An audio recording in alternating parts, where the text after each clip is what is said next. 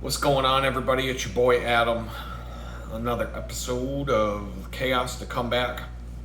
We'll try to keep it on point with the story of the Chaos to Come Back.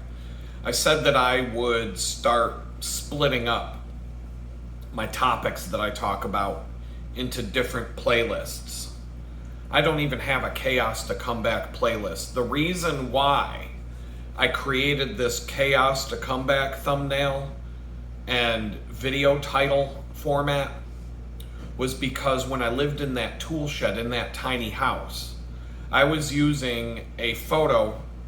What I would do every day, there's I think it's 40 videos. So for 40 days, I don't know, it probably wasn't every single day, but 40 times I went out in front of the tiny house with my camera and filmed walking into the tiny house. It's like just it's like Mr. Rogers coming in the door, taking off his sweater and all that kind of stuff. And you might be thinking, why are you wearing a sweater when you live in Houston, Texas, and it's 99 degrees outside? Well, the main reason is because the AC unit in this place that I live now, it's very sporadic. It's a nice, it's a mini split. It works. It does what it's supposed to do. But at night, this place it's an ice box in here. It becomes a refrigerator at night. And then when the sun comes out and bakes down on this house, the mini split can't keep up with it. So like Mr. Rogers, I'm probably just gonna take my sweater off right now and go hang it up, just like Mr. Rogers does every day. And because it's starting to cross that threshold of where it's kind of like equalized now. So at some point this afternoon, like around the time I do the live stream, but like 3-4 in the afternoon, it'll be a sweat box in here to an extent. The mini split can't heat. It's not powerful enough to heat this whole place or to cool this whole place. It's probably, I don't know if it's in a bad spot. I don't know why. Doesn't have enough BTUs, I guess. I could solve the problem by putting a window AC unit in the other room, and that might do a good job. Curtains, obviously, that's on my list of things to do in this place. So it's just a matter of money and time and all of these things that I'm dealing with. So if you want the up to the minute, today is August 14th. If you want the up to the minute rundown, if you want to ask me questions directly, there's a live stream every Thursday from 6 p.m. to 8 p.m. Central Standard Time, and that would be 7 to 9 p.m. Eastern Standard Time, or whatever it is where you live. Do the math. If you live on the West Coast, you do it all the time, because everything's generally based on EST in the United States. Thinking about doing some other things, but there won't be any commercials in the live stream, but if you show up late to the party and you watch the replay, I turn on the inserting of the ads after the stream is done. So I can get a couple bucks out of it, whatever. The traffic is kind of low on the site right now, and on the channel right now, and aside from the YouTube shadow ban that I'm under, because I say the wrong thing all the time that they don't like you to hear. Aside from that, there's things I do that, make people get butt hurt, like talking about the Tour de France, things like that. And so I'm just going to split up some different playlists and come up with different thumbnail formats. So as I was saying, the Chaos to Come Back thumbnail, the Mr. Rogers intro where I would walk into the tiny house, I had to stop doing it because that weird ass slumlord came at me one day through a text message. He's like, why do you always go outside of the house and take pictures of it every day or whatever? And he seemed like he was pissed off about it. And I'm kind of like, I was like, it's none of your fucking business, because, I'm renting this property, so I have the right to do that. But I didn't, I wasn't an asshole to him, and I told him, I didn't tell him I have a YouTube channel specifically, but I told him that I'm making a video about my experience. And he says, oh, okay. He backed off. He thought I was documenting something was wrong with the place. Well, I was. There was tons of shit wrong with that place that I document, but that's not why I was doing that. And so when he threatened to throw me out into the street after he decided to jack up the rent in the middle of the lease term and all of that stuff, I had a plan that I was just going to I was not going to pay more rent, and I was going to move out as soon as I found a new place to live. I didn't know whether I'd tell him or not. He made that decision for me by his behavior. I came to the conclusion, I said, no, it does not benefit me in any way, shape, or form to tell him I'm moving out before the day I leave. In fact, I picked a day to move out knowing he wouldn't be there, so that I could get all my stuff out of there, load it up onto a truck, and out the fucking door just gone, poof, gone, while he's at work. And fuck you, motherfucker. I hope you lost a lot of money out of that. So anyway, chaos to come back. Life became more chaotic than it had been in months. And the whole point of this channel is, trying to document, can I come back from having my life completely destroyed and ending up homeless? Can I do it? Can I get back to a good life someday? So chaos to come back. I found a stock photo that I could work with. I came up with a thumbnail. I had to do it fast. And I just couldn't do the show the front of the building and then walk into the building anymore, because he had a camera somewhere in that backyard. I tried to find it. I could never find it. I kept looking over and over again. I kept just looking for the only thing I didn't do was go out at night with my phone and start scanning around looking for an infrared light, because I didn't want him. I felt like I had to tiptoe around this place. Once he told me he watched me on his security camera taking pictures of the house, I'd never felt comfortable from that day forward. Does he have the right to put cameras outside on his own property? Sure. I definitely scanned the inside of that tool shed looking for a microphone, a hidden camera, anything. I would completely turn off all my stuff, all my electronics, and then scan around looking for any kind of hidden signals or anything like that might get picked up by but I didn't see anything like that, and I don't think there was anything like that. He definitely would have known I was moving out if there was. But just the fact that this guy would come in and out of the place without telling me, take my camera off the fucking wall, but not see that there were other cameras watching him. The fact that he would just felt like he could just come and go as he pleases into my private space, raise the rent in the middle of the lease term, all the things. If you've been watching this channel, you know it all. I didn't feel comfortable going outside of that tool shed just to do anything.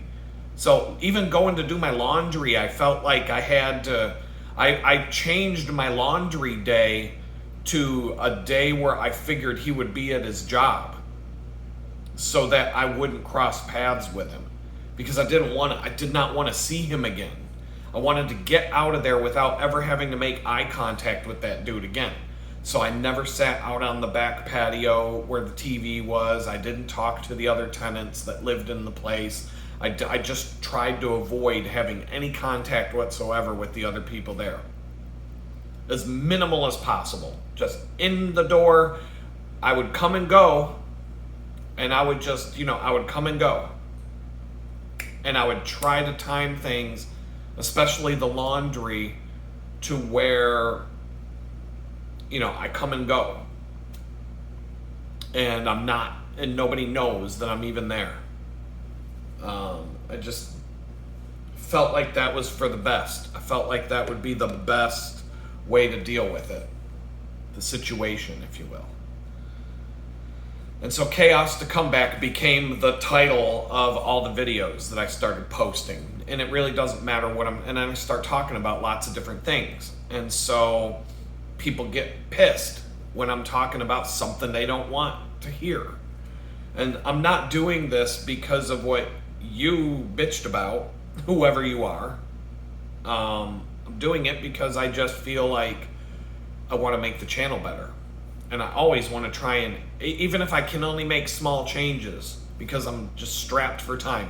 When you see my face looking like this, looking all ragged, looking like I haven't shaved in a week, all that kind of shit, it's because chaos is more prevalent today than comeback. This week has been chaos, and I've talked about it in previous videos. I'm not going to get too deep into those weeds today, but I'm going to keep the Chaos to Comeback title. I can't find a font that I like better for the episode title. The sans serif font that I'm using, I don't like it because it's got bad letter spacing. I just don't like it, but I haven't found a font that I like better. So I don't know. I'm a graphic designer. I've never liked it, but it is what it is. But like tinfoil hat conspiracy theory time, all you people that get mad when I talk about our corrupt ass government, I'm not going to stop talking about that stuff. I'll just put a different thumbnail up. That way you don't have to watch it. If I start talking about bicycling, if I want to talk about the Tour de France, I've been watching the women's Tour de France. And I wasn't even going to talk about the women's Tour de France, but there's been a lot of funny shit that I've noticed about the women's Tour de France that's worth talking about. I'll put it in the bike talk. I don't even know what the category, I don't know what it's going to be called, but it'll have a playlist, and the playlist will have a name. If I start cooking and shoot video of cooking, I'm not there yet. Product reviews will probably come before cooking. If I'm talking about how much FedEx sucks, T-Mobile sucks, Verizon sucks, whatever, I will put, reviews in its own category, its own playlist, and actually try to branch out to reach a wider audience, because people looking for, I'm thinking about signing up for T-Mobile home internet. Well, I'll give you an unbiased review of that for sure. And unbiased, truly unbiased. If I had done the review while I lived in that tool shed, it would have been 0 stars. It would have been horrible. Now I'll give it 2 stars because the service is better here where I live right now. And I can see how in some cases it might be useful for somebody to sign up for that. But I'm just going to talk about my own experience. It may not be the experience you had. I would like to get into doing Photoshop tutorials and editing. And maybe if I'm going to go on, maybe I'll do a series where I talk about Jesus calling and Bible stuff. I know we were talking about doing a Bible study on Sundays, live stream, where we all get together on a Zoom meeting. Anybody who wants to share or be part of it on a Zoom meeting, but linked to a YouTube live stream, and I've bookmarked all the instructions for doing that. So I don't know how I'm gonna start playing around with that. I might just start a random live stream in the middle of a day at some point and just see if I can connect a Zoom meeting to it, and then see. I mean, if nobody joins the live stream, no big deal. But it's just me. I need to figure out, like, follow the directions and see if it works. But that would open up a lot of opportunity, because having multiple people in a Zoom meeting along with screen sharing and everything else, and then just me being able to watch it either on another web browser or from another computer with an incognito window or whatever, being able to see it on another screen as I'm presenting and doing it will show me, like, how to work the controls and all of that. Oh, there's a fruit fly. They piss me off. The little fruit flies piss me off more than any other insect in the world, because they fly around right in front of your face, and you can't get them. You can't swat them. You can't get them with a fly swatter. The only thing you can do is try to get them to go over there. So I filled up a bunch of taro fruit fly traps with, I washed them all out, put some more apple cider vinegar with a drop of dish soap in each one, and I strategically placed them in around the place. I mean, the fruit flies are, you only need one. You only need it's always just one that latches on to the fact that my laptop screen is on and it's bright, and I've got this phone, and there's like some bright light over here in this area of the room, and it only takes one to just latch onto that and decide this is where I'm flying right now, to drive me insane. I can't stand these fucking things. I don't know, man. There might be, I got even the tennis racket bug swatter. You can't get them. But throughout the day, throughout the night, you'll hear pop, pop, pop, pop, really loud, like the old school bug zappers that we had as Gen X kids in our backyards, the ones that just were super loud whenever a bug would hit it. They're like that. I love it. I mean, I think it's doing a good job. I mean, they're, for as easy as it is for insects to get into this fucking place right now, I'm not surprised. I mean, I took out the trash yesterday because they were, whenever I'd open up the lid, they'd be around it. I mean, they're everywhere. They're everywhere I go. I'm seeing fruit flies right now. They're in season, I guess. I set my backpack down at work, and I go to grab my backpack, and a whole bunch of fruit flies just fly off of it. Can't even get rid of them there. They're everywhere. There's one right fucking now. It's pissing me off. Oh, I hate these fucking things. I fucking hate them. I hate these little fruit flies more than any other insect right now, because it's just they never land. They just fly around right in front of your fucking face, and there's nothing you can do. A regular fly, I can grab a fly swatter and I can just be like, bam, gotcha.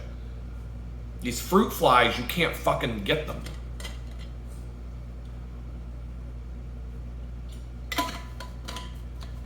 I mean, people at work are bitching about them too, not just me. They're just out and about right now, and it's really hard to keep them away.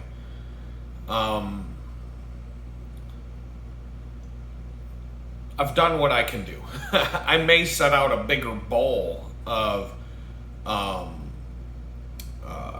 the apple cider vinegar and dish soap with some saran wrap on the top and some holes poked in it, and see if I can get this shit put to bed. But they just, they'll keep coming back. They won't stop coming. I've dealt with this back in Pennsylvania too. During certain times of the year, you just can't fucking get rid of them. And then they'll just be gone. The mosquito hawks, the big giant mosquitoes that were this big in the spring, I haven't seen one in months. March, April, there were so many of these things. covering the ground. You'd be walking down the street and clouds of these mosquito hawks would be swarming all over the place, like unbelievable amounts. Now I don't see them anywhere. So it's just, these things, they come and go. So today, this is more like a random video. I'm just warming up to the day. It's been a stressful week.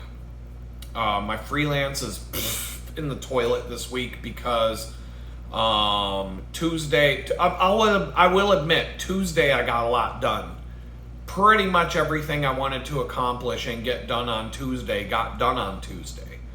And it was all chores and lots of phone calls, stress-filled phone calls to customer service across the board. Everything. FedEx, the phone company, a bank, you name it. Every single time. Press 1 for English. Hello, how may I speak to help you today? Let me rest assured that you can be rest assured that you will assuredly receive good customer service. Like I said, I pressed 1 for English, motherfucker. And this is what you get. You can't fucking understand a word these people say. That was stressful. Yesterday I recorded a couple videos. I did some work on the YouTube channel. And then I had to get ready and I had to go on a bank run. A 16-mile bike ride to go to the bank. And then I broke a spoke on my back wheel. Which is not a big deal. But what it means right now is that, so this is how the bakery, working at this bakery and having to ride 50 miles every time I do it, this is how it's creating chaos in my life instead of helping me come back. I'm not gonna quit. I'm trying to find balance in my life. But first of all, when I go to the bakery, I'm not complaining, I'm explaining why this is such a drag on me and why I've got to figure something else out. And I think it's all going to work out. But number one, when I go to the bakery, I got to get up at 5 in the morning to start getting ready. I don't get home until 7 o'clock at night. That's like 13, 14 hours of my day. I burn. Secondly, so that's 13 to 14 hours of a day, twice a week. So those 2 days are gone. That's 2 days out of 7 just gone. Can't do anything else. Everything in that day revolves around going to that bakery and coming home. And that's it. I can barely cook a meal when I get home. The next day, I'm exhausted, like train wreck, completely blown apart, exhausted. Why? Because I'm burning 8,000 calories a day. 8,000 calories. How much? I'm going to look this up on the fly.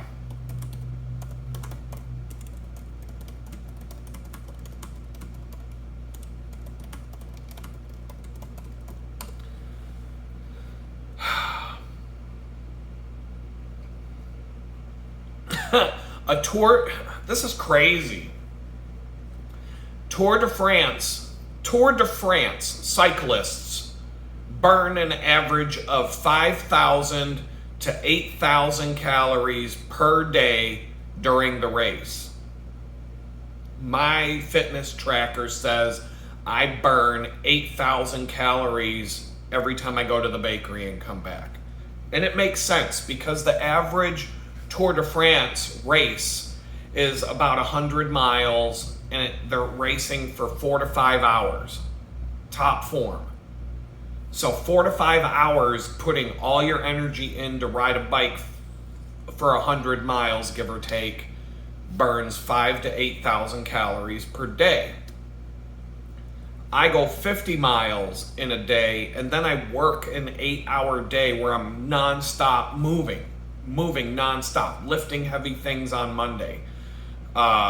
Just constant repetitive motion. It's not so many steps. There's a lot of standing still and just doing things that are repetitive motion, but it's all physical labor. And by the time I get home, that's 8,000 calories. I'm burning the same number of calories as a Tour de France cyclist does during the Tour de France.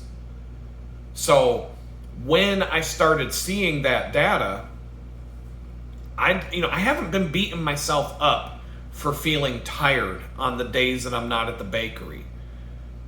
And I haven't beat myself up for reducing my time to 2 days a week. Because when I did it 3 to 5 days a week, I was hurting. I was really hurting bad. Energy-wise, I was completely destroyed from that. And I had absolutely no energy to do anything else. And why? Well, because I'm burning 8,000 calories a day, that's why, when I do it. So of course you're gonna feel like garbage for the next day, maybe 2 days, just after doing that once. I do it on Saturday. Sunday is a train wreck. I can hardly move on Sunday. Then I do it again on Monday. And Tuesday, it's the same thing. I feel completely and utterly destroyed. And then yesterday I had to go to the bank, 16 miles on the bike. And so here's the third reason. So number one, it's 2 days out of the week from 5 in the morning to 7 at night just to do that job. Number two, it burns 8,000 calories every time I do it. So there's residual fatigue because of it. Number three, it creates problems for me that require me to lose more time during the week in order to keep up with the demands that this is putting on me. And I'll explain that even more. Yesterday I had to go on a 16-mile bicycle ride to go to the bank and come back. I heard a noise at some point that sounded familiar, but I didn't really think too much about it until I looked down at some point and saw my back wheel going like this, and I'm like, crap. I pull over to the side of the road. Sure enough, I have a broken spoke. So, bicycle maintenance is a thing. I've got 2 bicycles for that reason. I bought a second bicycle when I moved out of my friend's house because if something happens to a bicycle that I'm riding and I can't fix it today or tomorrow because of not having the part that I need or something like that, I'm fucked. So I always have to have a bicycle that I can grab and go at a moment's notice. So if I wake up in the morning and I've got a flat tire, grab the other bike and go. Don't even think about it. So the Silver Bullet has an issue where the back wheel popped out of the frame while I was riding one day. I don't know why. I have a feeling I know why. I had taken the dork disc off the wheel, which is the plastic spoke protector. What basically all it means is I had taken the wheel off the bike to do work on it, put the wheel back on the bike and tightened everything down. And that wasn't the first ride after I had done that, but within 3 bike rides, the wheel came out of the frame as I was at an intersection, and it was when I got in the pedals to ride, all of a sudden my back wheel was all seized up and I couldn't figure out why, and I was in the middle of an intersection and people are getting pissed, and so I had to walk to the corner, look, and my back wheel was out of the frame. Like it just popped out of the dropouts somehow because the quick release had loosened up. I don't know what I really don't know why. So I need to look into that. I feel like it's a crappy quick release lever that was tightened down, but somehow the road vibrations and just riding over a few days loosened it up a little bit, just enough. And there were some issues that the bike was having prior to it that should have indicated to me something was up, but I couldn't figure out what it was. But the back wheel may have just loosened up because the quick release lever, I can kind of see how you could tighten it down, and the lever side where it sits into this little cup, it's very easy to tighten it all down, but the lever is not matched up with the shape of the cup that it sits in properly. So riding along, all of a sudden the vibration will make that lever settle into its little cup there, and then the whole thing gets loose because of it. I think that's what happened. I don't see anything at all that indicates something is broke or something's wrong or there's no problem with the frame. But when that happened, I hung the bicycle up, grabbed the other bike, and just said, fuck it, I'll get around to it. Remember how I told you, after you burn 8,000 calories on Saturday, how much time and energy do you have on Sunday to pull your bicycles down, set up a workspace in your house, and go to town wrenching and doing all that stuff to get your bikes tuned up? You're not going to have a lot of energy for that. So I put it off for the last couple of weeks. Well, yesterday I'm riding to the bank and back, ping, broke a spoke. It happens. It's not the end of the world. It's on the non-drive side of the back wheel, which is opposite from the chain and the cogs and the gearing and the derailleur. So I can put a new spoke in there and tighten it down and retrue the wheel without even taking it off the bike. If I was on a road trip, if I was on a long distance trip, it would be about as much time as fixing a flat tire to replace a broken spoke on the side of the road. I have the tools in my backpack to do it. But this particular wheel has black spokes. The only spokes that I have are chrome or silver. So I'm gonna order some black ones on Amazon. I know the length. I've got a spoke ruler, so I know the exact length they need to be. I'll be good to go. I'll get some extra black spoke nipples so that I have both black and silver in my backpack, so that I'll just know which spokes go with which bike or which wheel or whatever. And I'll just take, I'll make sure that I can fix. Generally speaking, if I broke a spoke on a bike ride home, I could just pull over and ghetto fix it on the side of the road, and then after I get home, do a better job. But what this basically means is both of my bikes right now are hanging up, and I don't trust either one of them if I had to go somewhere today. So today is Thursday. I don't need to go anywhere today as far as I'm aware. But what it means is tomorrow, Friday, I have to cut freelance out of my life because I'm going to need to spend about 4 to 5 hours going through both of my bicycles on the wheel, on the bicycle work stand, and giving them, basically I got to give both of my bicycles a total complete tune-up. Chain maintenance, wheel maintenance, clean the bikes, all the things that go into that. I got a plan on that taking 5 or 6 hours. So there's another day out of my week gone. So I had to ride my bike to the bank yesterday. By the time I got back and all of that, it takes an hour and a half. I started getting ready at 1:45. I was home in the house with my clothes changed into dry clothes 3:30 in the afternoon. So, but how much energy do I have after doing that? Going on a 16-mile ride to run an errand. I got my snobby milk. I've got a glass bottle with milk in it. I even tried Volman's Dairy here in Houston or somewhere in Texas.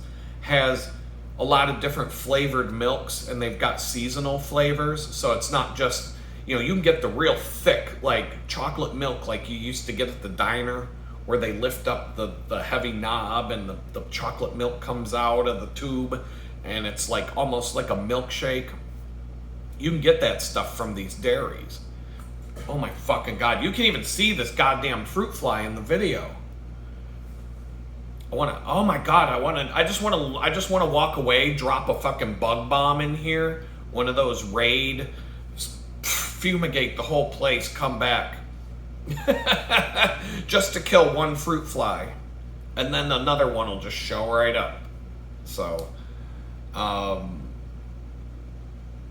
I lose my train of thought from these things. I hate these things.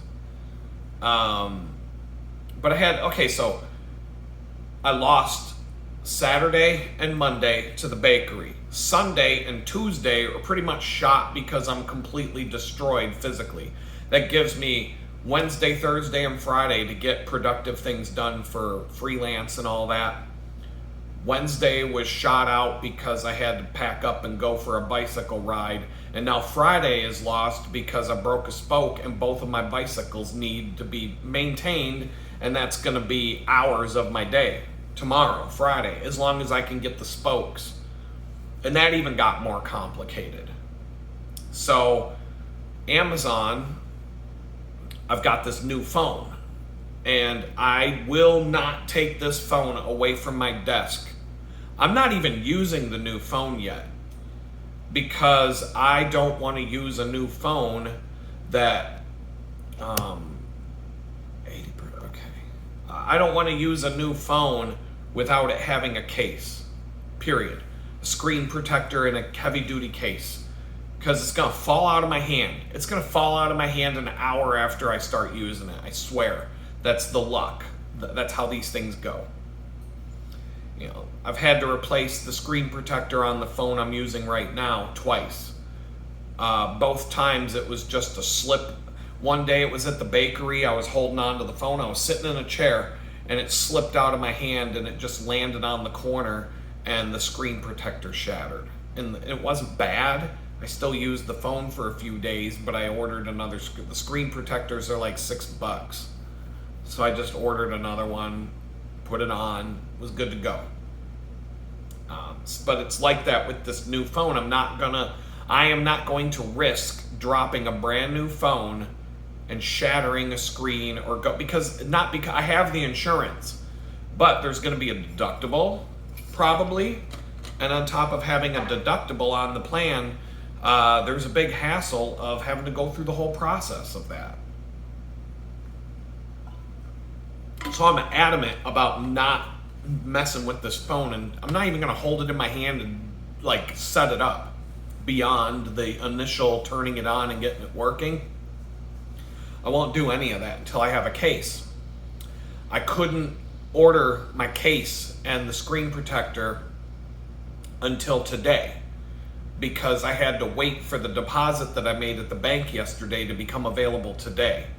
I wrote checks for my rent and my electric bill, and this dude, it's been 2 weeks and he hasn't cashed them yet. The money's still sitting there, but I was afraid that if I just bought the stuff last night to be delivered today, all of a sudden all these transactions would process and they'd whack me with an overdraft fee. So I'm like, nope, just wait for the deposit to go in.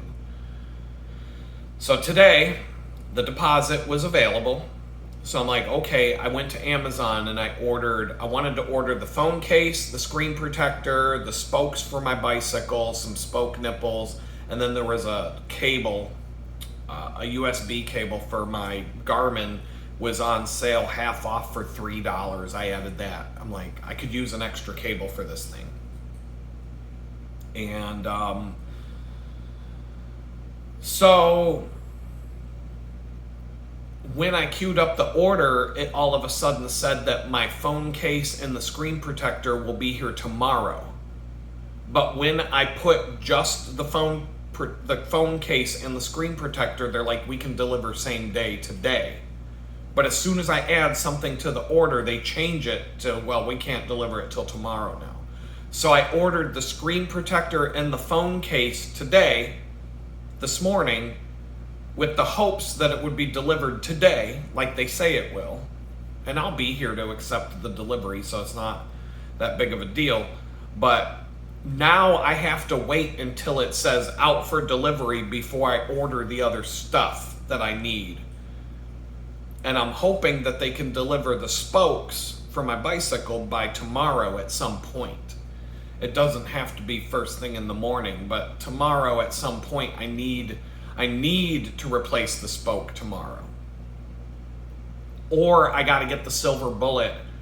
I've got an extra quick release skewer, and I'm going to replace the quick release skewer in the back wheel with the one that I have from another wheel that's sitting in my parts box. And I think it might be a better quick release skewer than what's on the bike right now. And that'll just give me a little bit of peace of mind that wheel's not going to just pop off on me. And I'm not like super paranoid about it, but at the same time, I'm going to go through, tune up the bike, clean off the chain, re-lubricate the chain, do all the different maintenance things that need done all the time, and just get the bike prepped so that I can ride it to work on Saturday. And that all takes time. And if I can do both bicycles together at the same time, then I'm back to having two bicycles. One is none, two is one. That's the prepper motto. I think it comes from the Navy SEALs. One is none, two is one. If you only have one of something, then you really have none of something, because if that thing breaks, if you only have one gun and it jams, well, you're dead. So you need one gun, and then you need another gun just in case your first gun jams up and doesn't work.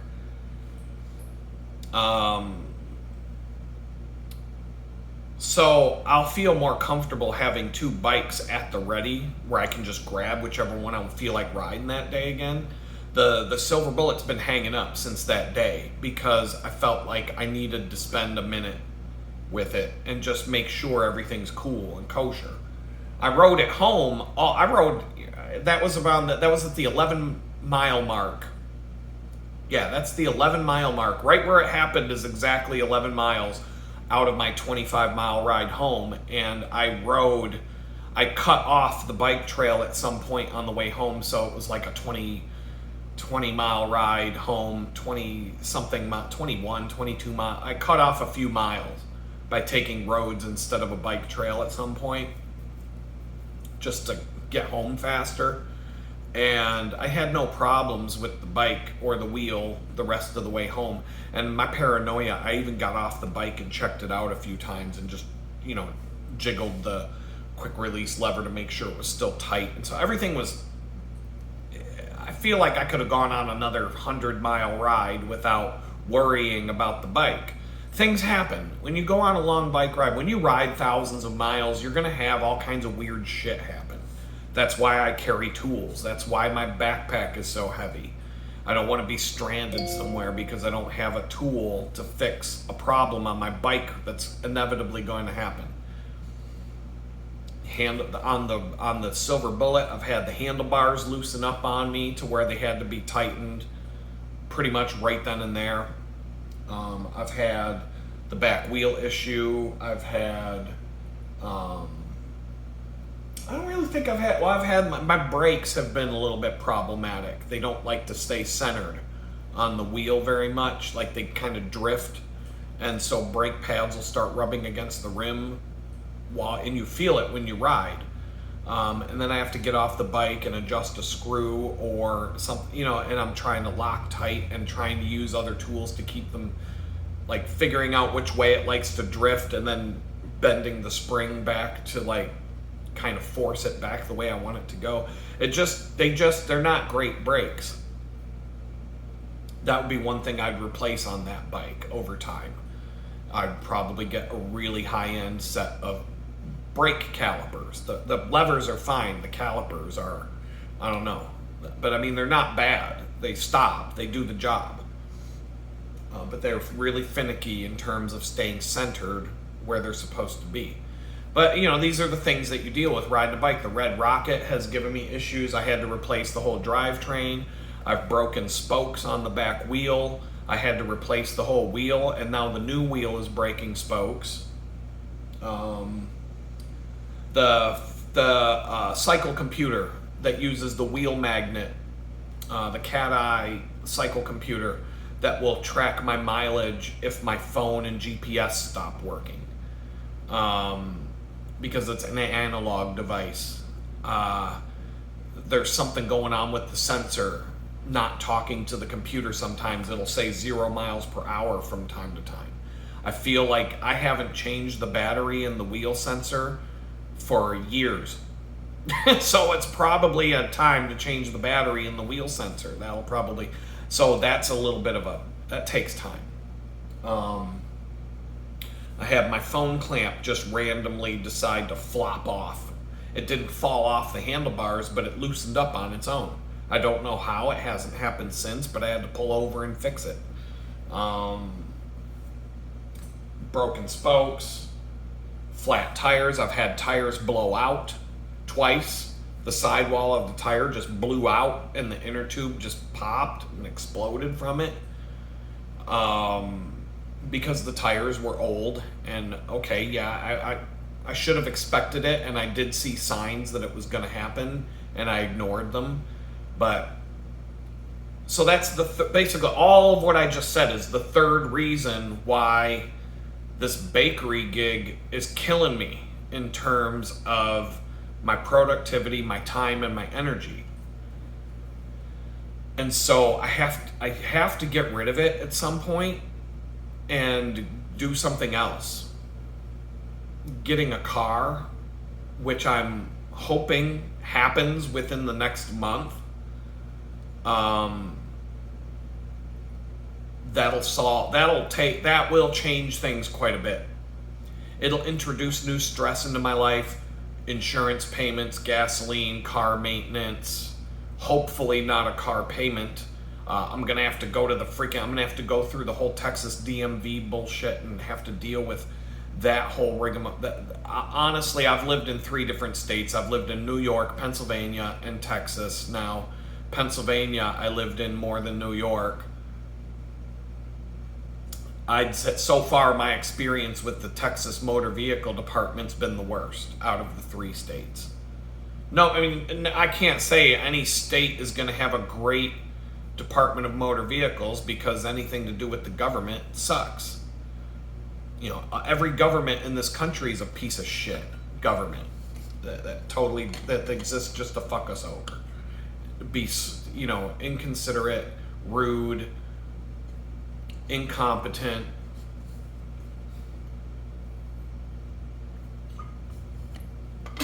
You name it. But getting anything done these days, it seems like getting anything done these days that should take 5 minutes of your time turns into a 3-month-long nightmare of endless phone calls and appointments and just wasting of your time. And you can multiply that when it comes to the government. So I'm like, I get a knot in my stomach just thinking about having to do anything with the Texas Department of Motor Vehicles. It just fucking makes me sick to my stomach. Somebody at the bakery Monday was telling me she had to call Apple. Something must be going on with her iPhone or her account or something. She didn't say why. She just said, I have to call Apple and I keep putting it off, and it gives me a knot in my stomach because I know I'm going to be yelling and screaming at somebody from India or whatever the fuck, because I'm not going to be able to get my problem solved, and we're just going to end up arguing, and it's going to be a bad experience. I'm probably going to have to call 8 times before I can talk to a human being, all of it, for a problem that you probably will be able to solve in 2 to 3 minutes if you can get a hold of somebody competent to solve your problem for you. A problem that they have to solve that you don't have the ability to do yourself because you can't. Case in point, I moved T-Mobile. I've had to do this twice. When I signed up for T-Mobile, I used the address that I was moving to as my billing and service address. I put the shipping address for the device to my friend's house. So T-Mobile used my friend's address as the address for everything and completely ignored the address where I moved. And so I went to the website just expecting to change it myself. No, you can't. You can't change the fucking address on their website. You have to call customer support, or you have to go to Twitter and bitch at them. And it took 2 months. It took 2 fucking months to get T-Mobile to update my address on their fucking website and on the bill.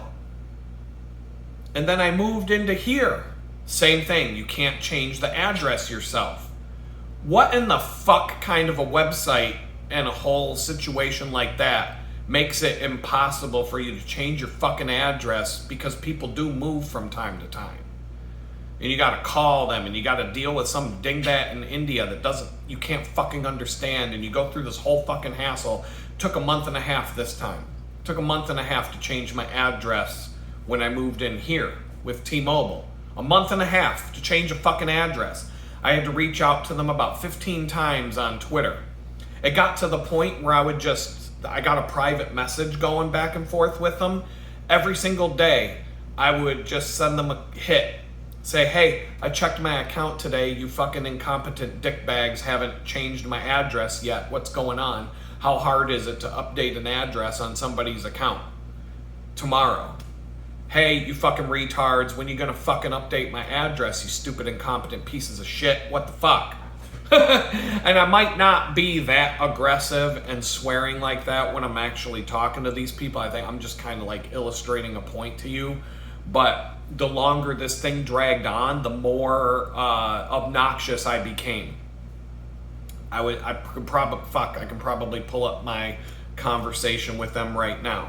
And, you know, while I'm talking to you, I can go right into here. And here we go.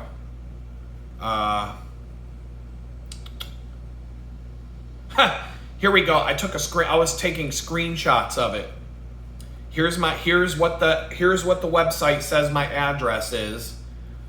And my last response to them was, it still does not show the correct address. No worries. I know that it takes a company like T-Mobile an average of 2 to 3 months to perform a menial task like this. And then, of course, good afternoon, Adam. My name is Nathan with T-Mobile's Executive Social Care Team. I'm stepping in to continue helping you with your concerns and getting your address updated. It absolutely should be fast and easy to manage the address and the other settings on your account, and I apologize that you're having to spend more time on this. Let's continue working together and we can get to the bottom of what's going on. I double-checked the usage address for your account with my tools, and it is showing that it is correct in all the right places on my end. So that's strange that the website doesn't match. Yesterday we submitted a ticket to confirm our billing system was working correctly, and we were able to see the address getting updated successfully on this end. What I'm going to do is our next step is escalate a ticket to our website team so they can investigate why this change isn't being made on the website using all the information you've already provided. I have that ticket submitted and I will be sticking with you until we get answers. I will follow up with you on Monday the 7th so that we can go over any updates and the next steps. If you have any other questions, concerns, or feedback, I'll be happy to get with you. Anything that you need today. Sincerely, Nathan. That's great, Nathan. In the time it took you to write a fucking book that takes up my entire fucking screen with your response to my snarky ass comment, you could have fixed the fucking problem. Just saying, you could have fixed the fucking problem. And this was like, I'm looking at 1, 2, 3, 4, 5, 6, 7, 8, 9, 10, 11, 12, 13, 14, 15, 16, 17, 18, 19, 20 times. I'm looking at 20 times going back and forth with T-Mobile from June 1st through the day that they finally fixed the problem. It took me telling them 20 times, 20 fucking times. I just counted them, screenshot after screenshot, because they kept telling me there's nothing wrong, and I'm like, this is what it says. It says the wrong address. Fix it. So what should be 30 seconds to a minute of your time to update an address on a website instead becomes having to send 20 fucking messages back and forth 20 times with a customer service dingbat on Twitter to get them to change your fucking address 20 fucking times. And I'm looking at them. I could read every single message that I'm looking at the history going all the way back. And it's still showing my old address with a screenshot. I logged back out and logged back in like you told me to, and my service address is still showing the old address. Here's a screenshot. I logged in with a different web browser on a different computer, and I still see the same thing, wrong address. Because they're just telling me, do this, do that, unplug it, plug it back in, all this fucking dumb shit. And then I said something like, don't worry, I'm sure I will have to ask for it to be changed 20 more times before it is. That's what happened the last time I moved. And they give you these long-winded response. It's fucking crazy, man. And I can see at least 8 different names of people that communicated with me. I'm like,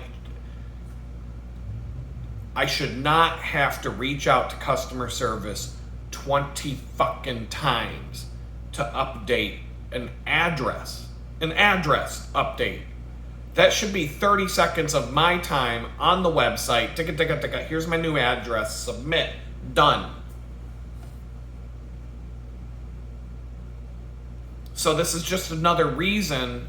These are the things. Like, this is why Tuesday was completely shot out for me. Because I had 1, 2, 3, 4. I had 4 different things I had to call customer service to somewhere about. And I was completely, like, I was lightheaded and dizzy at the end of the day from that. Like that, you gotta, it's like, what do you want to do? Do you want to stagger it out so that you deal with it in small doses? Or do you just get it all done at once and suffer through it? And I figured if I suffer through it on Tuesday and get it all out of my way, beginning to end, then I can relax for the rest of the week without having to call customer service about anything. Hopefully. Hopefully. That's the goal. That's the plan.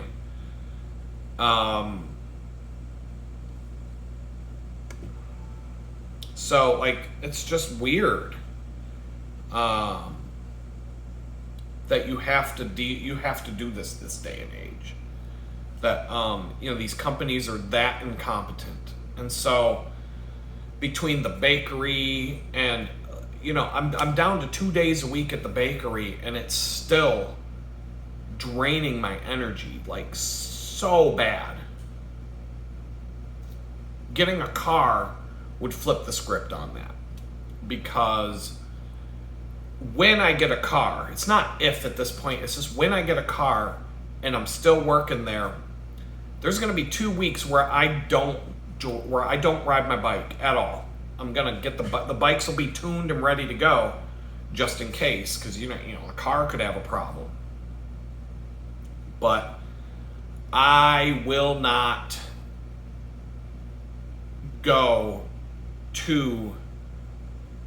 I will not ride my bike for at least 2 weeks just to let my body recover from what I'm doing. I'm burning more calories than a Tour de France rider every time I go to that job in a day. If I did that 21 days in a row with 2 days, if I did the bakery for 23 days with 2 days off in that 23-day span, that would be the same number of calories and the same stress on the body that you would get racing in the Tour de France. Like, literally, that's what the data says. 8,000 calories per day, 21 days with 2 days off somewhere in the middle. Maybe after 10 days you get a day off, and then you do it for another 8 days and you get another day off, and then you finish it out, and then your tour of duty is over or whatever. That would be the same number of calories burned being in the Tour de France and racing in the Tour de France. So it's not sustainable. It's not sustainable. And it actually takes 4 days of my week away from me. Tuesday I have no energy, but I do have the ability to get chores done. And like I said, the customer service phone calls, I did my laundry, soup to nuts. I've got a pile of clothes to put away back there. I got caught up on all my dishes. I got cold brew coffee in the fridge, brewing. And the next morning, because I didn't have any to drink, I filtered it all. And that takes about a half hour. It took about an hour to get it in the fridge, but that had more to do with having to wash some jars and stuff like that. It should take 15 minutes to half an hour at the most to get the stuff in the fridge. Part of the reason why it took an hour is because you see all these empty bottles behind me. I ran out of filtered water. And so I had to filter the water and wait for the filter to give me enough to fill each jar. And it took some time. But it took an hour. It wasn't bad. I thought I wasn't going to be able to do it, but I kind of just got into a rhythm with it. and I was able to get it done in an hour. Like I said, the dishes got done, all that stuff. I've got I got like two or three. I got a bunch of coffee filters to wash out. Those that are a pain in the ass to wash. So that's an hour of my day. If I had a dishwasher, the cold brew coffee system, just throw them in the dishwasher, they come out perfect. But washing these filters out with the sink it takes time. Those are the hardest things I have when it comes to doing dishes. But I'll get it done, and I'm not that far behind on that stuff. So this week, Saturday was gone. I was completely destroyed on Sunday. I recorded a couple of YouTube videos because all I had the strength and energy to do was sit in front of the camera and talk, and then it was over. I uploaded some videos. I did some of that maintenance stuff. Monday was gone at the bakery. Tuesday was completely gone by doing chores and customer service phone calls. I think I shot a video on Tuesday. I shot 2 videos on Tuesday that are 1 video worth. Wednesday, I felt like because I have to go to the bank and go on a bicycle ride, and after I got back from the bank, I had no energy left. My energy was shot for the rest of the day. I made dinner and I did a little bit of dishwashing, and that's all I had the strength to do. I had a good dinner, chicken and vegetables, healthy. I was very full, but calorie-wise, I was under my limit for the day. So that's a really good thing I did to help I'm trying to lose weight now, and I want to be serious about it. So I have to find things that will make me, when you burn 8,000 calories in a day, you think you're going to be hungry the next day, even though you're doing nothing but sitting at a desk all day. You're going to have the same appetite that somebody who burns 8,000 calories a day is going to have. So on these 4 days, Tuesday, Wednesday, Thursday, and Friday, where I'm not doing the 8,000 calorie burn, my appetite is at the level where I'm hungry like I just burned 8,000 calories a day. And so I can't, it's a vicious cycle. You could almost put that as like reason number 5 that the bakery, this whole thing I'm doing, is killing me. So what I've tried to do is just find some things to eat that make me feel like I ate a substantial amount of food. Because I could sit here and wolf down. I could eat 4 double quarter pounders with cheese from McDonald's like that, and not even feel it. Like, I'd just be like gobble gobble gobble gobble gobble gobble. I could eat them in like 10 minutes. It could be like one of them hot dog eating contests where you wolf down 75 fucking hot dogs in 5 minutes. And then you have to then they sit there and watch you for 20 minutes, and if you barf, you lose. But I wouldn't barf, I'd still be hungry 5 minutes later. That's where I'm at. But on 4 days a week where I sit in a chair in front of a computer and don't do much of anything, I have to eat less than 2,000 calories on those days. But on the days I burn 8,000, my body's just like, what the fuck, dude? I gotta eat. And so it's hard to balance that out. There's no balance there. In a normal world, like let's say I was sitting at a computer, let's say I had a job where I sit at a computer all day and I bike to work. I've done this before. Bike to work 6 to 10 miles and turn around and bike home. So I'm riding a bike 20 miles, getting about an hour or 2 of workout 5 days in a week while I sit at a computer and work the rest of the day. I come home, I'm not completely destroyed from it. I can do it day after day as long as I'm prepared, and I don't have to spend a lot of time getting ready to do it.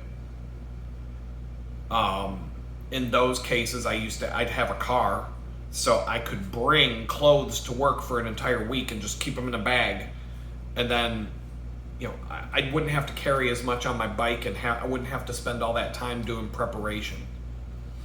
I could take jeans and I could take clothes to work, wear them, change back into bicycle clothes, have like a bag to take home. Like I'd pick, whenever the weather's bad, drive to work, exchange everything. I could manage this. And so on a regular day, you burn 2,000 calories or so just being alive and sitting.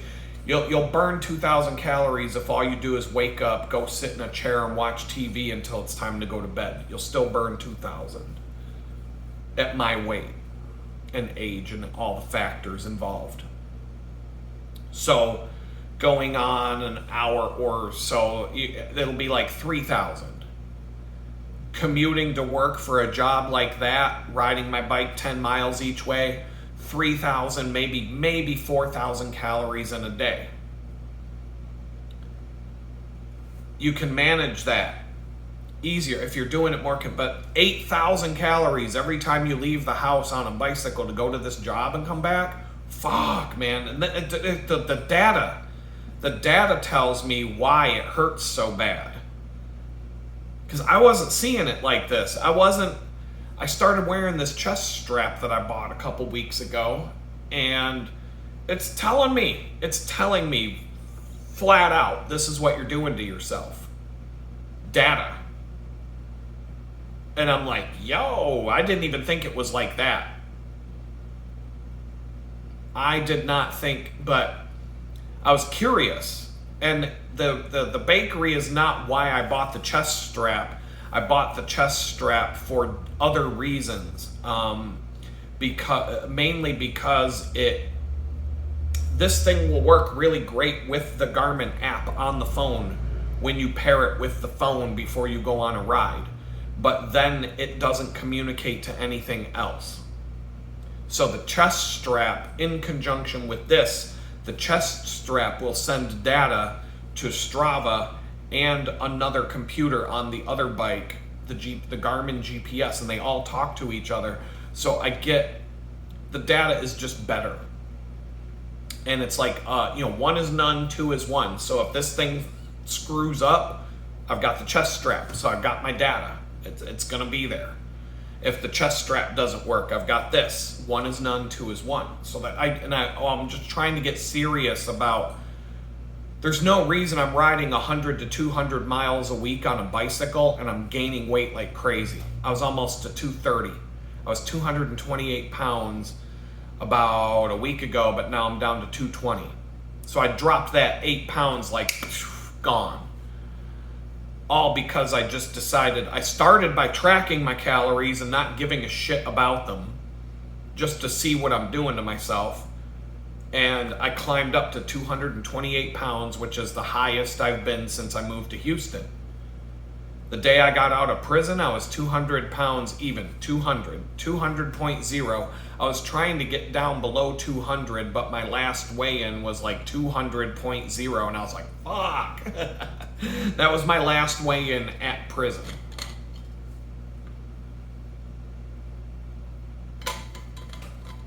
I pretty much stayed at that same weight from the day I got out of prison till the day I became homeless. And then from the time I was homeless to when I moved to Texas, I couldn't weigh myself. Well, I couldn't weigh myself when I came home from prison all the way until I got to Texas.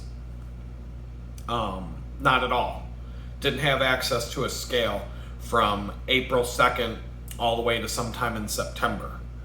But I could tell that I really didn't gain that much weight the first month, but then when I became homeless, started living off food stamps and whatnot and eating at the homeless shelter, I started to pig up.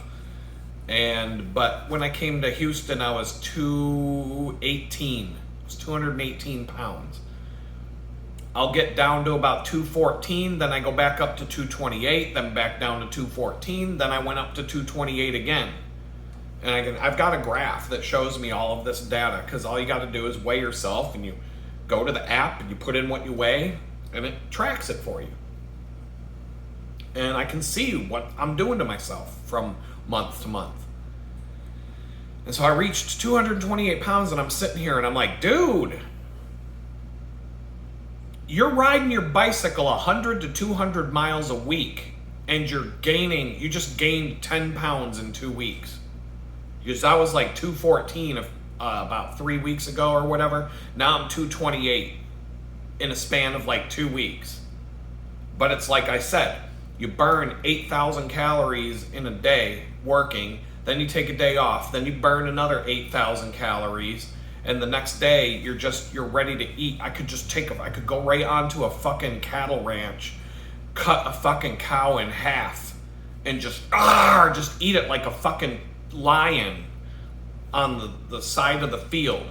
All the blood running down my face and shit. Just just eat that whole fucking cow. Just rip the fucking skin off. Give me a fucking beating cow's heart, and just like that dude on Indiana Jones, the Temple of Doom guy with the heart in his hand, just going crazy. Because that's where my appetite gets from all of this. But then I'm sitting on my ass for 4 days doing absolutely nothing. It's like the biggest contrast. There's no balance there. And so my appetite has got me to the point where I'll just be like, oh, I got a frozen pizza. Just eat the whole fucking thing. And I'm still hungry. I just ate, when you consider all the stuff I added to the frozen pizza, I just ate 2,200 calories in like 3 bites. And I'm hungry. Like if I went to the Chinese buffet, I'd sit there for 4 hours and they'd kick me out. You've been here for 4 hours. You go home. And I'd be hungry 5 minutes after I get home. Shit, I'll eat a whole bag of Cheetos. Like crazy shit. But I'm not doing anything to burn that on those days. So I'm like, I gotta take control of the situation here and come up with ways to deal with it. And take whatever control that I can take over the situation and do whatever I can do to try to turn things around there. And so, yeah, my last weigh-in yesterday when I came back from the bank was 220.0. And I just weighed 228 not too long ago. When I don't measure my waist, I should get a tape for doing that. In fact, I think I'll add it to my Amazon order next because that's dirt cheap.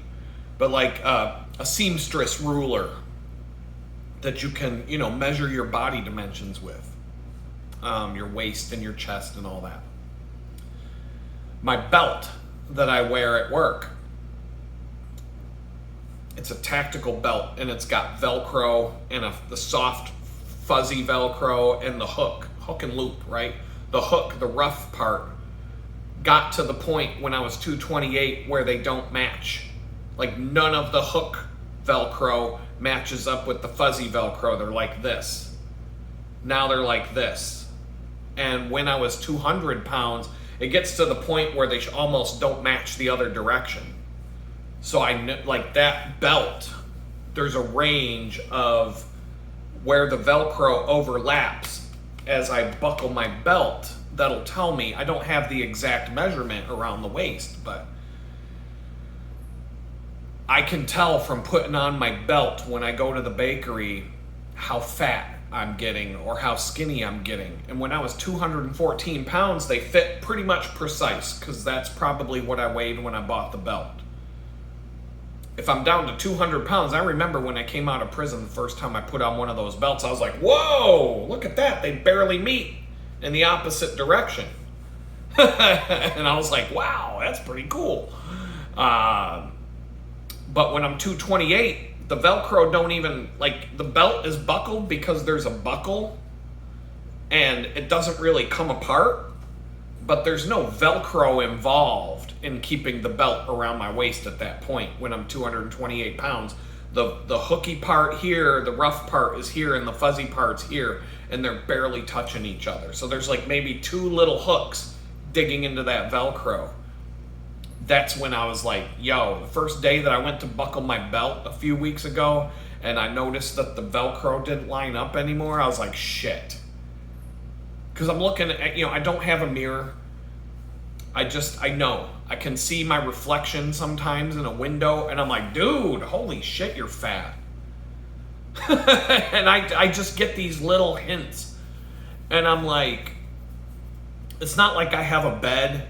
It's not like I have a car, so I'm not interested in trying to meet women anymore because it's just, women are fucking crap anyway, so like, why bring that stress and drama into my life? I've been there. I know what they're like. I've had that before in my life, and that didn't turn out so great.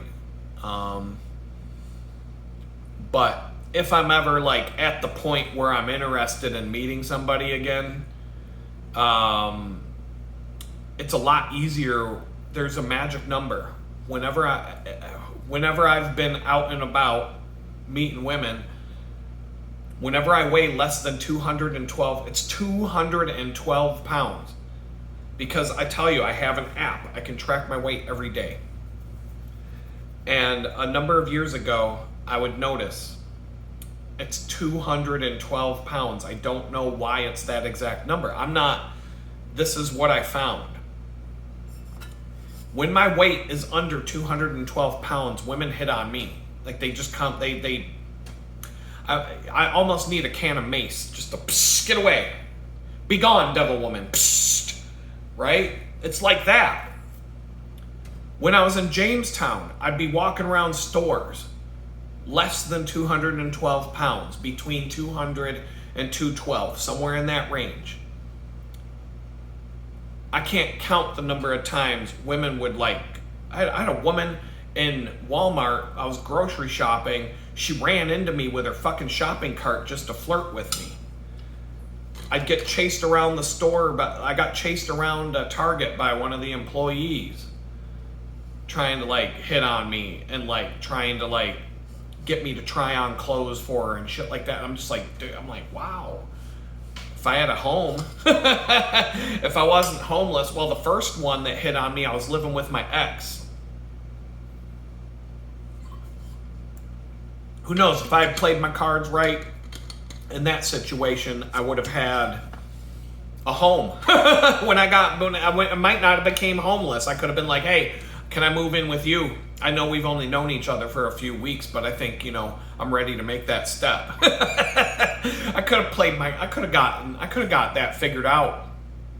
But no, the day I was 212.1 pounds and beyond, women don't want anything to do with me. They're like, get away, you fucking creep. I don't want anything to do with you, you fat piece of shit. And back in the day, I would go on a date, I would meet women online, I'm just fucking lazy at this point. Why do I want to go to a bar or go out in public and flirt with these fucking bitchy ass women when I can just be like, swipe, nope, sure, nope, all right. That's where I'm at. That's how much of a fuck I give. I got about as much energy to put into this shit as swiping a fucking screen back and forth to meet women. I don't have it in me anymore. It's more time out of my fucking day to waste. May as well just, at least if you're on an app looking for love, at least it's not as much of a waste of my time. And believe me, if I could program a bot to have the initial conversations with the girl, so that I don't even have to talk to her until I get the phone number or whatever. Let AI handle this with some parameters that I say. If she says this, then you respond with this. Start out with this pickup line. If she says this, then you say that. And then if she says this, you say that. I could do that. I could program this whole fucking thing to get phone numbers for me and just put them in a queue. And then I'll be like, okay, now we'll send text messages back and forth and, be real. That's about how much effort I feel like putting into this. So I'd go out on dates. This is before I was arrested. And, before I had in between a serious girlfriend or whatever. And I've just noticed this. That if I weighed less than 212 pounds, I'm telling you, 211.9. If I got on the scale that day while I'm getting ready to go on a date and I stand on the scale and it says 211.9 pounds, it's going to be a good date. Just going to leave it at that. It's going to be a good time. If I weigh 212.1 pounds on that scale before I go out on that date, forget it. It may as well not even go. I'm going to get ghosted. She's not going to want to see me again. She'll be like, oh, she'll do the same thing I do if I met a girl that I didn't like when we met in person. And I'm like, oh yeah, we'll hang out again. Ghost, right? So I'm going to get ghosted by the girl if I'm 212.1 pounds or heavier. But if I'm 211.9 and lighter, we're good to go. And the lighter, the better. At 200 pounds, I had to carry pepper spray around. Like, psst, get the fuck away. Psst, get away from me. Leave me alone. I'm not in this right. I'm not in the frame of mind for you right now. But they would just chase after me. And but that's when my belt was more like this instead of like this, with the Velcro not touching each other. It was like the Velcro not touching each other on the opposite end, and all of a sudden women are like, man, that guy's hot. So there's like a magic number, 212 pounds, where I go from, I'm telling you, no, it's not gay shit, but in prison, everybody in prison pretty much is concerned about what everybody else is doing. Their number one priority in life is to know everything about everybody else around them, and to basically so I constantly got called out for being fat because I was 240 pounds when when I finally saw the sun in the sky. Okay, imagine going 14 months of your life without seeing the sun. Let me just say that again. Let me say it one more time. Imagine going 14 months of your life, 14 months, that's 1 year plus 2 more months, without seeing what the sun looks like, without seeing the sun, without seeing a tree. Imagine going 14 months without seeing the sun. And the first time you see the sun and you're outside and you feel the outside air was 14 months since the last time you did that. And you gained, I was about 210 pounds or something I weighed 240 pounds that day. I couldn't even walk a quarter mile without being winded and wheezing. Now I'm riding my bicycle 50 miles a day, 200 miles a week. I've gone over I could give you the stats right now. I've gone, 3,220.2 miles on a bicycle. No, I've traveled 3,220.2 miles on a bicycle or by foot. 60 of that was on foot, 3,159 on a bicycle across 179 rides since January 1st of 2025. But in 2023, from August 22nd all the way to, it was around late September. It was 14 months later. August 12th, 2022 to sometime at the end of September 2023. About 14 months. Did not see the sun, did not set foot outside, couldn't walk any farther than 20 feet at any given time. I weighed 240 pounds, I couldn't even walk a quarter mile. I lost when I went to federal prison in Danbury to Club Fed, playing pickleball, Stairmaster, spinning class, indoor soccer, and there was a handful of other things that I walked around a track outside, probably 5 miles a day, at least 5 miles a day. I think it was 8 laps around the track. It was 1/8 of them, a quarter mile. No, it was an eighth. No, it was a quarter-mile track. So every 4 laps was a mile. And yeah, I would easily walk 20 laps. I would count the laps and even write down my times I wouldn't write down my time for every lap.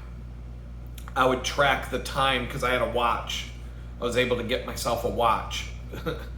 And I was able to go around this track and basically time the amount of time I spent walking, counting the number of laps and tracking the time that I spent walking. If I couldn't keep track of the laps, I knew that it was about 20 minutes per lap, or 15 minutes per lap or something. What was it? A mile? 3 miles an hour divided by, I can't even, 60 divided by, if you walk 3 miles an hour, that would be 4, 8, 12.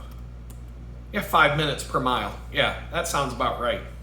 So I could look at the amount of time that I walked, and every 5 minutes I could be like, okay, this is how many laps I must have done, because it's consistent. My pace is around 3 miles an hour pretty much permanently. And so give or take a little bit here and there, but it averages out to 3 miles an hour. That's what most people's pace is when they walk, round about 3 miles an hour. And so I could track the number of miles that I walked every day. Easily 5 miles. What the fuck?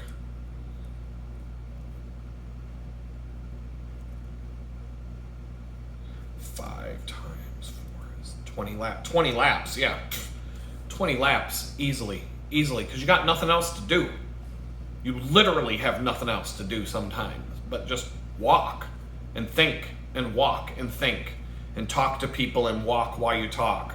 I mean, that's, so I lost 40 pounds in 4 months. When I came home, I was 200 pounds. So people in prison were like, holy shit, dude, you lost a lot of weight. As soon as I hit like around the 212 mark, that magic number, I don't know why 212 must mean that my dad bod, my beer belly, is tucked into my pants enough that it's not noticeable anymore. Because when I was weighing in at like 212, and I just know this number's been in my head for years, 212. And it's not because I'm a micromanager or any of that. It is backed up by just looking at a scale and the results I get when I go out in public.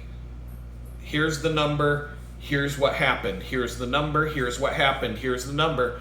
213, you're a fat piece of shit, you got ghosted. Every time you go out on a date, you get ghosted. Oh, but you're 211? Hey, let's go right to bed. Let's just have a beer and go back to your place. Like, it's like, what the fuck, man? 1 pound makes all that difference.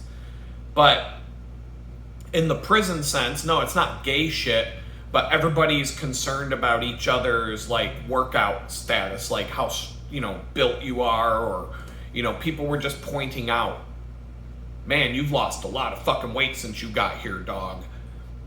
My clothes were all fitting loose. I had pants and shirts that were really like tight when I got there, and now everything's like loose and falling off me, and just completely, like, I lost 40 pounds in 4 months. And once I hit around that 212 mark, everybody who I associated with, people who I would talk to, were like, damn, dude, you've lost a lot of weight. But it was right around that mark, the 210, 212 like range.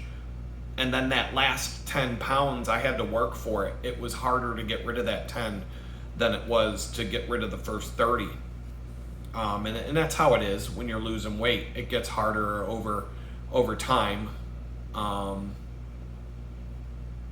But, it's just this magic number. And so right now, I have some motivation, in spite of like not being interested in women or any of that right now. I'm not interested in any of that. I'm interested in me, myself, and I, and being by myself, being left the fuck alone. That's pretty much where I'm at. And my kids, if I, and other things like I care about, but I can't take care of anybody else until I can take care of myself. And call me selfish, call me a piece of shit, I don't care, because I've been through fucking hell for August. Well, today is August 14th, and so August 12th, 2022, 3, 4, 5, it's been 3 years and 2 days of being put through absolute hell in life. And I reached a point where I don't give a fuck anymore, and I'm just doing what I gotta do to get by. And maybe someday I'll be able to take care of other people and help other people, but right now you can't take care of anybody else if you can't take care of yourself. And so part of the reason why I was prompted to do a video today when I really didn't even think I was going to is that today I've been out of prison for 500 days even. I check this once in a while. It's not like I have a counter that I look at every day. Oh, day 497, day 498, day 490. I don't do that. In fact, the last time I checked, I can tell you because I just keep it in a file. This is how it's easy for me to add this shit up. Fucking flies. July 16th was the last time I checked. So today, it's been 29 days since the last time I looked at how many days I've been free. I've been free for 500 days. I was incarcerated for exactly 600 days. I have 621 days of probation left. You can use date calculators. Once I figured out like what the dates were, beginning to end, using an online date calculator to add up or subtract or whatever the days, it's easy to keep track of this now in a notepad file. So I've been in Texas for 338 days. I've been in this house for 76 days. I know this because I have a little block of numbers in a file, and every now and then I look at it and I go, oh, the last time I checked was July 16th. Then it was June 24th, May 28th. About once a month, I'm just curious, hey, where am I at? The number I think I care about the most is the number of days of probation left. I'm 21 days away from the same number of days of probation left as I was locked up for, which is a lot. It's 20 months. But I'm closing in on the halfway mark of probation. I'm really close to being halfway done. I think it's October is the halfway point to where let's just see, like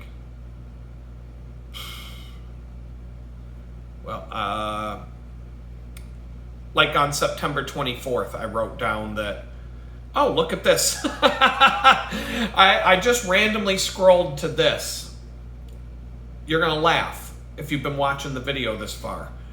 I was 176 days free out of prison, 190 days away from being eligible for early release, which I'm still not released, 920 days of probation left, and I had been in Texas for 14 days. Here's what I wrote about that day. I woke up and I weighed myself with a brand new scale.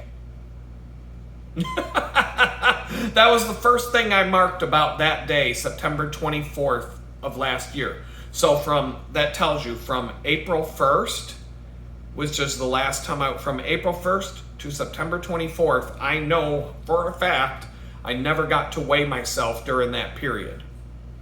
I don't know what I weighed that day, but I bet it was 218. I bet my app will tell me that. So I could have looked at the app as well. Basically, things are settling in gradually in Texas, but I am very much behind on everything I need to get done. That's what I had to say then. Taking some days off to rest the first weekend I was here, combined with taking several days last week and spending most of the week on organizing tasks, took away time I should have spent elsewhere, but it was still good to get that stuff done. Some of these organizing tasks make it so I don't stress out today about things that I organized then. I hope that God is okay with everything I have done in terms of getting organized and not focusing on the things that are causing me anxiety.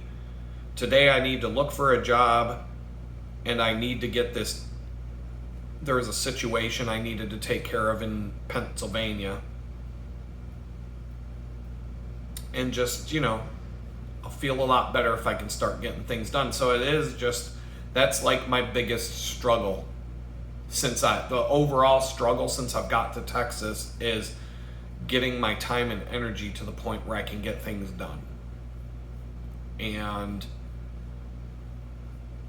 we're going on almost a year since I've been here, but I've only been in this place for not even 3 months, 2.5 months in now to living here in this, where I'm sitting right now. And so, if I add up everything I've done since I moved here, and since, if I look at the things I've done and don't focus on what I haven't done, it adds up to a lot. And I don't feel bad about everything. Tim Robbins has a quote that I use all the time to refocus my own thoughts. I don't know if it's him or somebody else said it first, but people overestimate what they can do in a year, but they underestimate what they can do in a decade. And so when you make your New Year's resolution and all that crap at the beginning of the year, or whenever you do it, and you hope, when I got out of prison in April of 2024, I was hoping that by April 2025, things were going to be a lot different than they were. Both in the career side of things, the job side of things, the money side of things, the car, all of it. I was just barely coming back from being homeless a year later, living in a fucking tool shed, working at a bakery for $10 an hour, riding a fucking bicycle everywhere. Barely able to hang on and keep up with anything a year after I got out of prison. And now it's only 4 months after that. But when I look at what I've actually did get done and what is getting done, I can probably assume that by the time 10 years has passed and it's 2034, that's April of 2034, I should be, as long as I'm still alive, because, I'm almost 50, so pretty much it could be lights out any minute. I could live to be 100 years old. I could die today. We don't know. Once you hit 50, it's like, flip the coin. See what, heads up, all right, another day. I get to live another day. See, great. I could be just fucking walking along. I could be just sitting here right now recording this video and lights out. It's over. I know a guy who was sitting on the couch, 50 years old, in the prime of his health, looked over at his wife and said, "Oh my God, I think I'm," and he died. Like that. Like he dropped onto the fucking floor and he was instantaneously dead. Instantaneously. I had just talked to him an hour before he died on the phone. And another client of mine's calling me on Monday to tell me, "Hey, did you hear what happened to Pat last weekend?" And I'm like, "No, what's going on? He's dead." "What? I just fucking talked to him on Saturday. How did this?" No, it was such a big shock to everybody who knew him, because he was the last person on earth that you thought would, and this was before Dr. Fauci and all that shit. This was a long time ago. He just suddenly, boom, his heart exploded. The only thing I could attribute it to is that he worked for this fucking bank, and his job was high. I mean, I worked for that bank for 3 months and quit because the stress was too much. He had been working there for a really long time, like from the 70s. 70s, 80s, 90s, into the 2000s. He was there for like 40 fucking years. So that, I mean, boom! That might be enough to make your heart explode on a random Saturday morning when you're sitting next to your wife. Hey, I think boom, you're dead. You didn't even get to finish your sentence. And you're dead. Like you look at your wife, you're like, oh my God, I think I'm boom, and you're dead. And you didn't even get to say dying. I think I'm boom, and that's it. Wow, man. But I'm at that age, so that could happen to me tomorrow. Hopefully it doesn't. Or I could live another 50 fucking years. And, you know, they always say only the good die young and assholes live forever. I mean, I might live a long time based on that alone. So,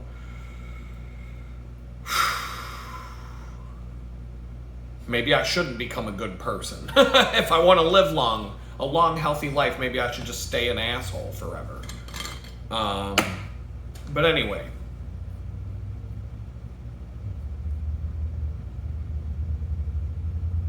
It just gets me thinking, you know. But Tim Robbins, once again, he says, you overestimate what you can do in a year. I've got plans. I'm going to do this. Your New Year's resolution. I'm going to change this. I'm going to lose this much weight. I'm going to change everything about my life, and it's going to be so much better, and I'm going to make more money, and I'm going to have a better job, and blah, blah, blah, blah, blah. And then by like June, you've already canceled your gym membership, and you're just back to your old ways, and you're just, you know, blah, blah, blah. And at the end of the year, you didn't get anything done, or at least you don't feel like you did. But over a span of 10 years, every time I could look, up until the day I was arrested, I could always look back every 10 years prior to that and say, wow, look how far I came.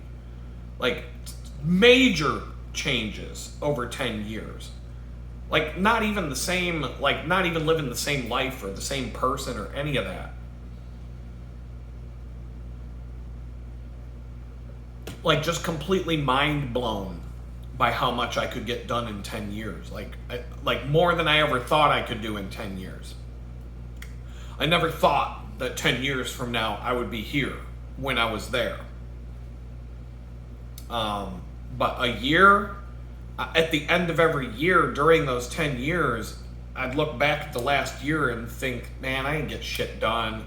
I'm still screwing this up. I'm still not there. I'm still not making enough, you know, I'm still not doing this. I'm just a complete train wreck, a mess. I don't have a good relationship, whatever it is. At the end of that year, you feel like shit. But then 10 of them, all of a sudden you look back, you're like, damn, look how far I got. You know, it's like walking to get somewhere. Every time you walk 3 miles in an hour, you don't feel like you got anywhere. Do you? You walk for an hour. You're like, man, I've only gone 3 miles. If I had to go grocery shopping, if I had to walk to, let's say, if I had to walk to Target from here, it's about 3 miles. If I had to go to Target and walk for whatever reason, 3 miles. I'm gonna get there, I'm gonna be like, damn, I only went 3 miles, that's an hour. If I had to walk 20 miles, for whatever reason, let's just say when I was in Jamestown, I'd have to walk 6 miles to get somewhere. Every half hour, I'd look at my watch and be like, damn! You know, I've hardly gone anywhere. I'm only here, and I've still got all this to go. And then when I get there, I gotta turn around and come back. Oh my God. And, you know, every mile goes by agonizingly slow. You're tired, your feet hurt, whatever. I walked 590 miles last year, so or something like 550 miles walking. I don't know. It was a lot. I walked a lot. But that's what I'm getting at. Every time I go for a walk, I'm miserable. It's like 3 miles here, 4 miles there. I got to walk 5 miles. I had to walk 6 miles from this horrible apartment all the way to Jamestown so I could go to the DMV and hope to get my driver's license. And then I had to turn around and walk 6 miles back, 12 miles. And at the end of the day, it was like, woo, I just walked 12 miles, but I was exhausted and I fell asleep in the chair. And then when my ex came home, she was bitching at me for being a lazy piece of shit, sleeping in a chair. I just walked 12 miles, you fucking bitch. But, you know, I guess I'm a lazy piece of shit.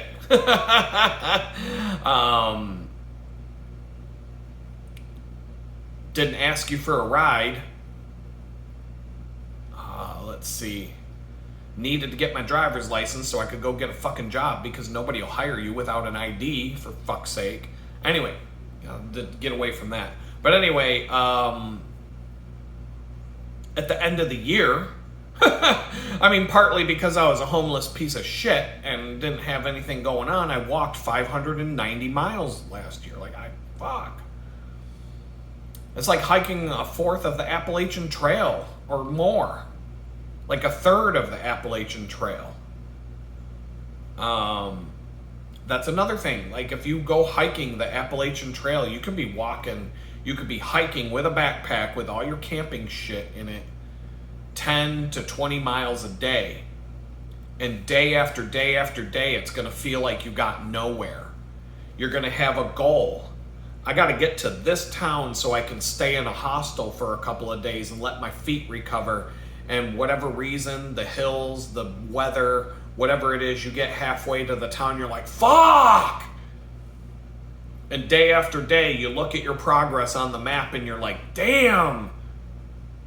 And you feel like you're not getting anywhere. You plan on it taking 3 days to cross the Great Smoky Mountains National Park.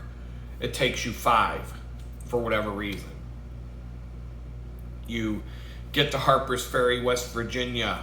You end up staying there for a week because you're so completely and utterly beat up that you don't have the energy to, you don't even want to, if that's the halfway point from Springer Mountain in Georgia to Katahdin up in Maine, Harper's Ferry, West Virginia is pretty much the exact halfway point of the trail. And it's a big town with lots of stuff to do. It's this intersection of the Appalachian Trail and the Great Allegheny Passage bicycle trail that goes from Pittsburgh to Washington, D.C. It's a major hub of adventure people that all meet there. Plus, there's a bunch of Civil War battlefield stuff and Civil War forts and stuff like that there. It's a major part of the Civil War right there.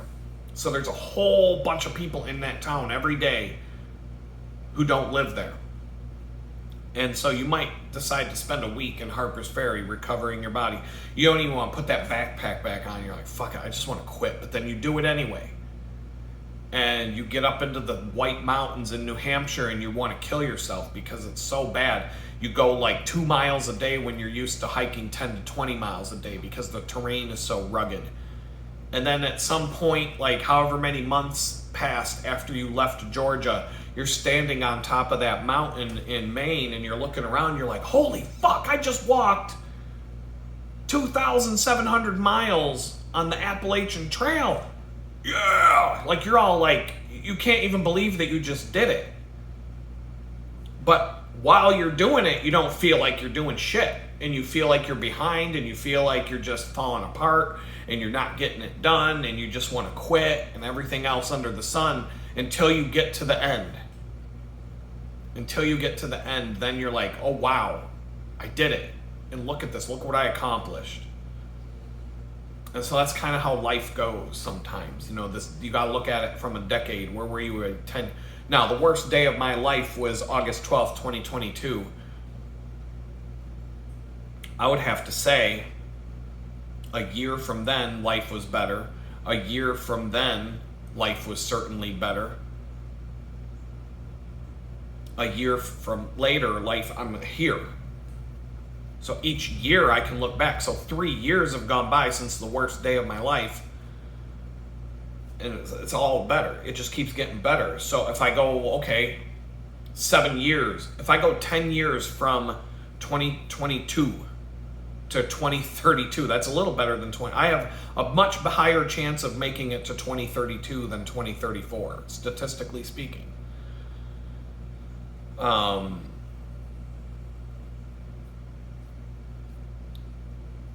if I can look back on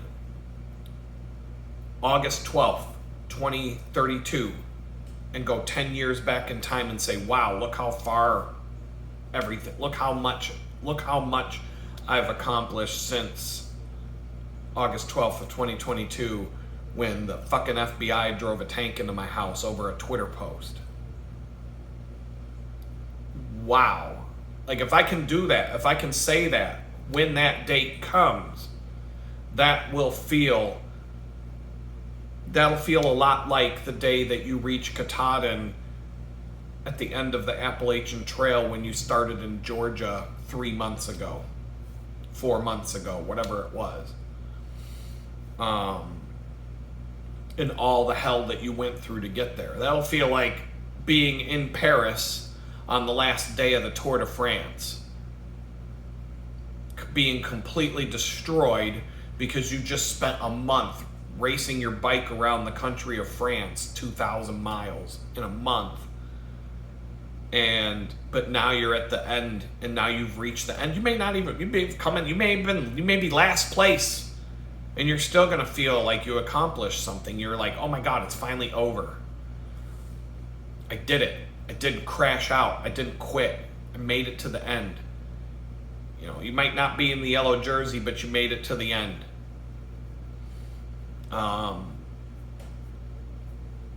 And just to be there, just to be in the Tour de France, you have to be one of the top 184 bicycle riders in the entire world.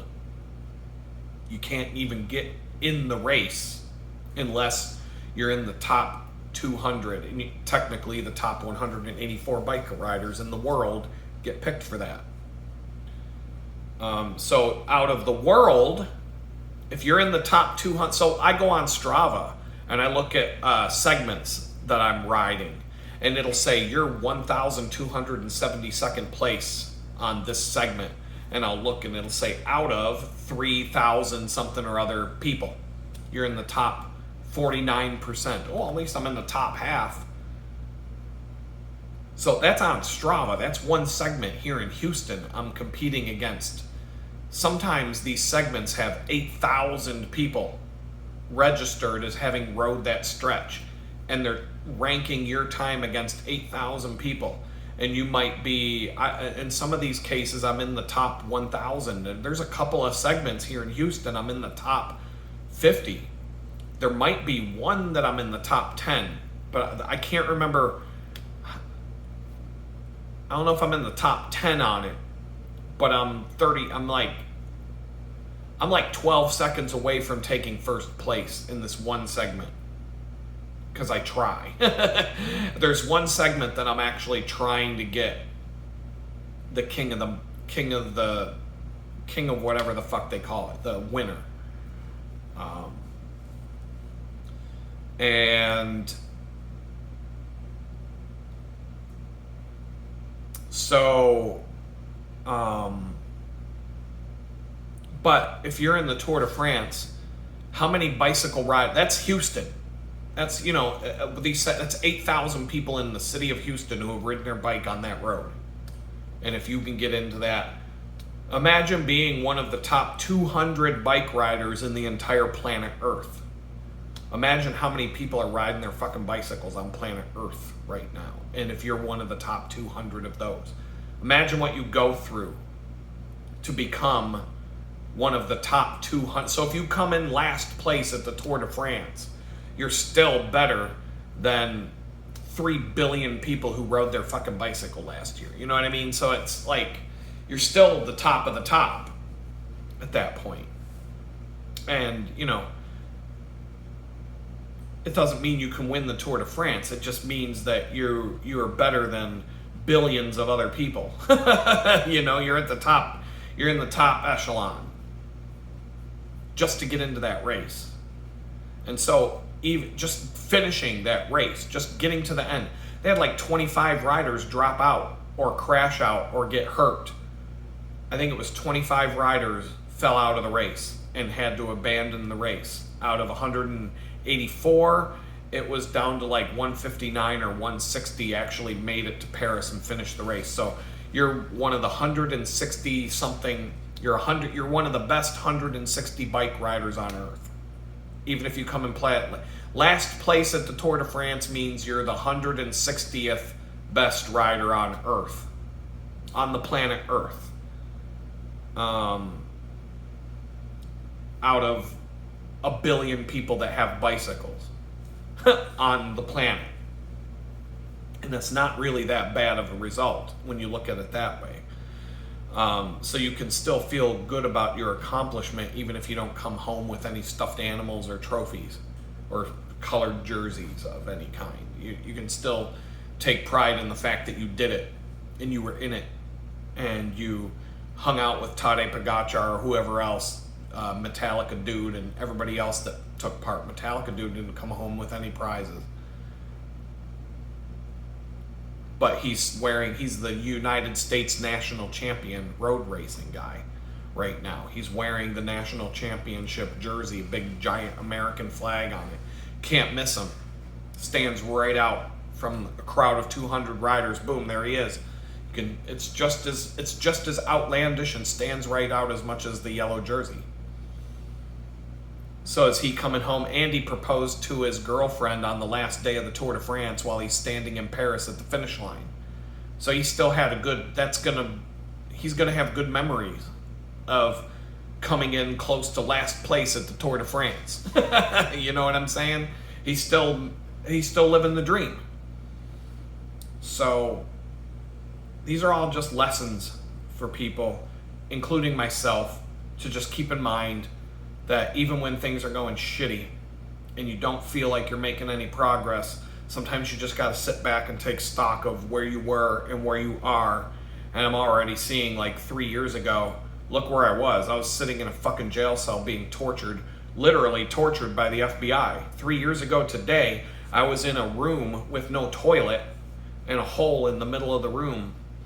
And if I had to shit or piss, that's where I was supposed to go, and I wouldn't do it. And no clock, couldn't see a clock, didn't know what day it was locked in a room for 5 days, 5 whole days, with nothing but a blanket, completely naked, with nothing but a fucking blanket, no pillow, nothing. An empty room with no toilet, no bed, sleeping on a floor, covered in filth, with nothing but a blanket, like I said, in an empty fucking room, locked away for 5 fucking days, waiting for my arraignment. And the jail wouldn't even take me to my arraignment until the judge threatened to charge people with contempt for not bringing me to the fucking court. And then when they did bring me to court, they brought me to Zoom video court. I wasn't even there in person. I should have demanded to be there in person just to get out and go for a fucking ride that day. But then, they'll retaliate against you and torture you more. So, but anyway, that's where I was 3 years ago today. It was August 12th that I was arrested, 13, 14, 15, 16. I was arraigned like 5 days later or some shit. Tuesday, I think. So Friday, Saturday, Sunday, Monday, Tuesday. It was 5 fucking days locked in that room. Locked in a room. Not able to have, didn't know what fucking time it was, didn't know what day it was. The only reason I knew it was Sunday, when Sunday came, was because I could hear a football game. I could hear a Steelers preseason game coming through, and people were screaming and yelling in the other cells about football. And I'm like, well, it's Sunday.